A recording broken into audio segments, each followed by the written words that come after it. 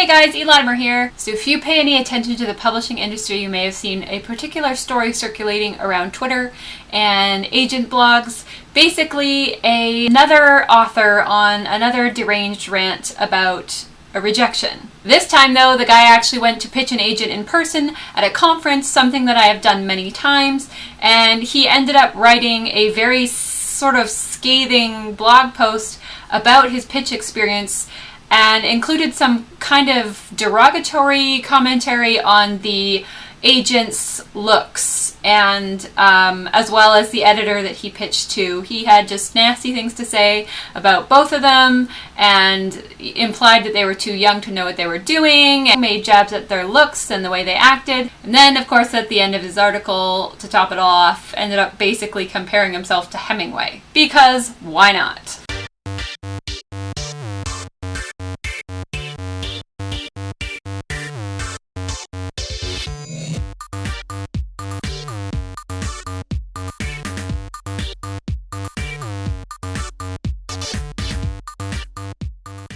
There are lots of rules about pitching, querying, and dealing with agents in general. The problem comes when you get these people that think they are better than the rules. The number one thing to remember when you're dealing with agents is that publishing is a business. When you're writing your manuscript, be as artsy and crazy as you want to be. I walk around with my shirt inside out with mustard all over it. I forget to eat. When you're in drafting mode, none of that matters. But as soon as that manuscript is over and you're pitching it to someone, get out your shiny shoes and your tie because it's time to get down to actual business. And I mean, of course, if you're not pitching someone, I mean that metaphorically, but you know what I mean. If you were going to go make a connection with a potential business partner, would you show up at their house or tweet at them randomly or call them at all hours of the day? No, you would want to approach it professionally. Yet these are all things that agents deal with on a daily basis. I queried over a number of years with 4 different books, and there are only so many literary agents that fit my genre. Inevitably, I ended up querying the same agents with new projects. The funny thing was they started to recognize my name. They remembered my previous projects and that they liked them or that they thought they had potential.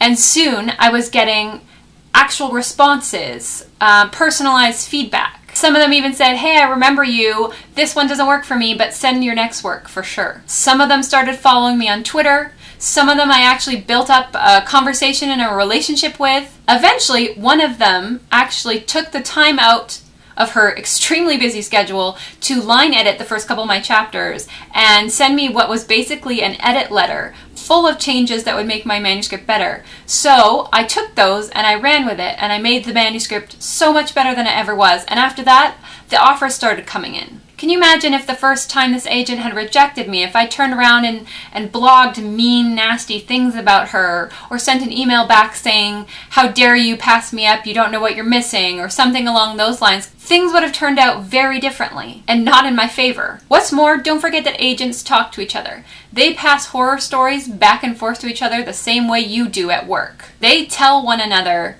about what goes on, what writer snaps back, what writer is abusive, what writer is maybe even a threat to them. A few years ago, there was a literary agent that was physically attacked. So yeah, they keep records of who is lashing out after rejection, or who is really rude, or who blogs publicly about the pitch session they had and is really nasty about it. Of course, they're going to recognize these people's names and they're going to be on a list. I know sometimes it can be frustrating, particularly when you're sending out tons of queries and you're getting lots of rejections, and sometimes you're not even hearing anything back. And I know it can be hard to get those no reply means no type of thing, and sometimes it's frustrating and it's tempting to hit that reply button and say, hey, give me an answer. Can you at least give me an answer? And don't do that. I know it's hard. Don't do that. Querying is rough.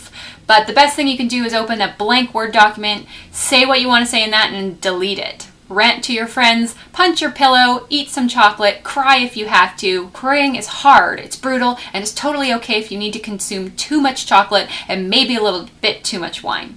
Most of the people that are watching this channel are smart, they're doing their research, they're watching videos about querying agents, so clearly you're like 6 steps ahead of everyone else. But this is mostly just a video to show you a little bit about what agents do go through and maybe why they're a little more cautious, sometimes why they don't send the types of rejections they would like to with that personal feedback. Sometimes it is a rejection letter that's a form letter, and sometimes there's a reason for that, because one, they get so many queries it would be impossible to reply personally to everyone, and two, it does guard you from a certain amount of backlash. What about you guys? Are you in the query trenches? Are you just out of them? Are you just starting? Are you at a point where you're frustrated? Let me know in the comments below. It's always great to hear from other authors that have been through this and are going through this and commiserate with one another. Don't forget, on Sunday at 7:30 Eastern Standard Time, the WordNerds have our live chat, and we would love to see you there. Thanks for watching, and I'll see you next week.